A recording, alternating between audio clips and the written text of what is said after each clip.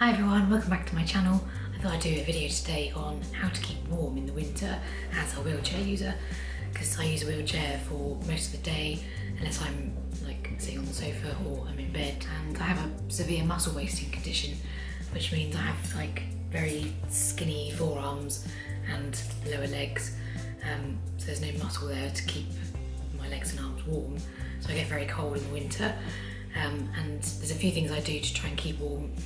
They don't always work, but if I didn't do them, I'd be even colder. So I thought I'd give you a few tips, and if you have any other ideas, don't forget to comment below, and don't forget to like this video and subscribe if you haven't already. So the first thing I'll talk about is wearing layers. It depends if you're going out or staying in, but I find wearing long sleeves and multiple thin layers works better than bulking up on one massive hoodie or one big coat, because the more thin layers you wear, your heat gets trapped in between those layers rather than escaping out of one thick layer. So it's better and more efficient to wear thin layers. In really cold weather, I'd probably wear a long sleeve top, possibly a vest underneath, but a long sleeve top, maybe a long sleeve cardigan or a hoodie, and then a coat on top of that. So I'd wear sort of 3 long sleeve layers. The next thing I would suggest is to double up or triple up on the layers of socks that you wear. In winter, I always wear at least 2 pairs of socks, so maybe 1 pair of ankle socks and 1 pair of long, like riding type socks. I'll show you the ones I wear most of the time.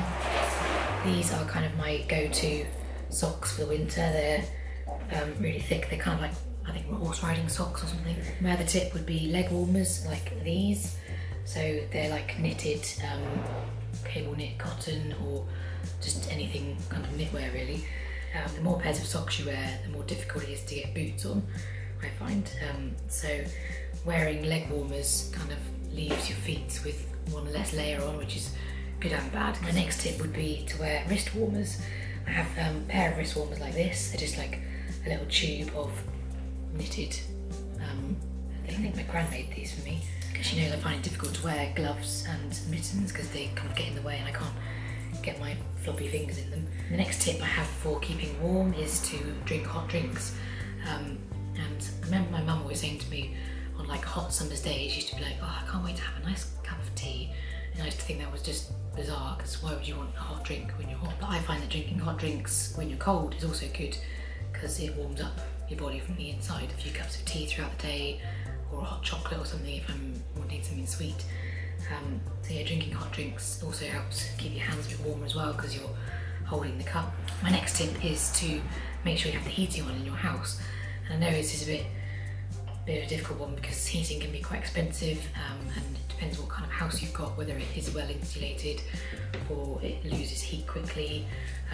Our house is quite kind of open plan downstairs, so it doesn't tend to kind of retain the heat very easily, and it's like 300 years old, hence the kind of dark kind of dinginess of our house. And I think in the UK there are, if you contact the local council, I think you can get some funding towards like heating costs. I think it's called Warm Front or Warm Home. I'll try and look up the information online and put a link down below about how you can get some help towards heating costs. My next tip would be, if you're out and about, to wear like a pashmina on your lap or something, or a blanket, which might sound a bit naff, but I would rather have a bit more warmth than care about what people think. I tend to wear like a pashmina, so it's like a big cotton, long, wide scarf. They really keep the heating really well, surprisingly. I think because it's like a layer folded several times, so like I said before, it kind of traps the heat in between the layers. I couldn't actually find a pashmina for this demonstration, annoyingly, but this is the other scarf that I tend to go for, so I kind of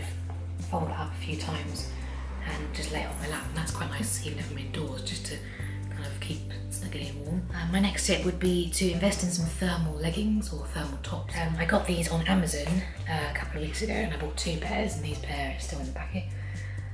So they're like heat guard. These are leggings. They're kind of like fleecy lined. They're like 0.5 tog, 140 denier, so they're really thick, really black. They're not kind of see-through at all.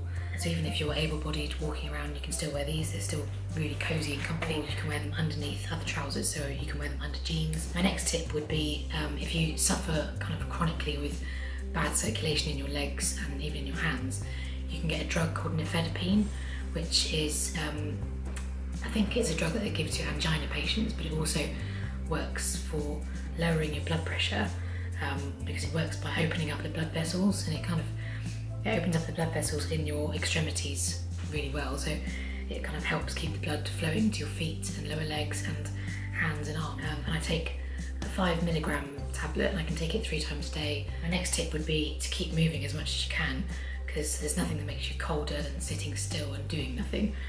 And I know it might not be an option for everyone, because sometimes your disability might mean that you can't move around much.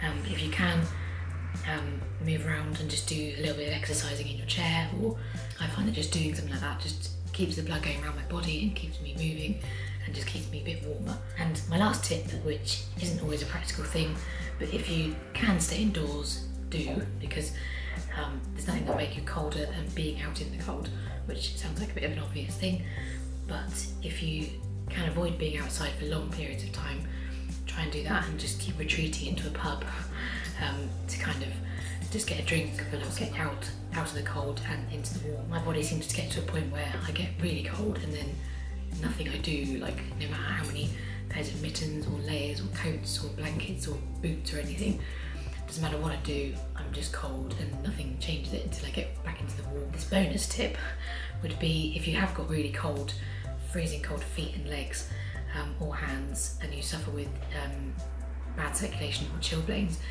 don't heat them up too quickly. That's all you want to do when you're cold, is to heat up. But if you warm yourself up too quickly, like by putting your feet in like a foot bath, anything you do that provides artificial heat quickly makes the chilblains so much worse. So just don't heat yourself up too quickly. Just kind of let your body naturally heat itself up. So get on the sofa or get into bed, put your feet up, kind of try and be as horizontal as you can, and have a blanket on and stuff. And that'll kind of help trap the heat into your body. But just, yeah, don't go for hot water bottles. If you do have a hot water bottle, just try and keep it on your chest. But yeah, don't put it on your feet or your hands, because it will just make itching and stinging and chilblains hideous. So yeah, that's my advice. So I think that's all. I think I've covered most things that I kind of try. If you like this video, give it a thumbs up, and don't forget to click subscribe if you haven't already, and I will see you in the next one. Bye.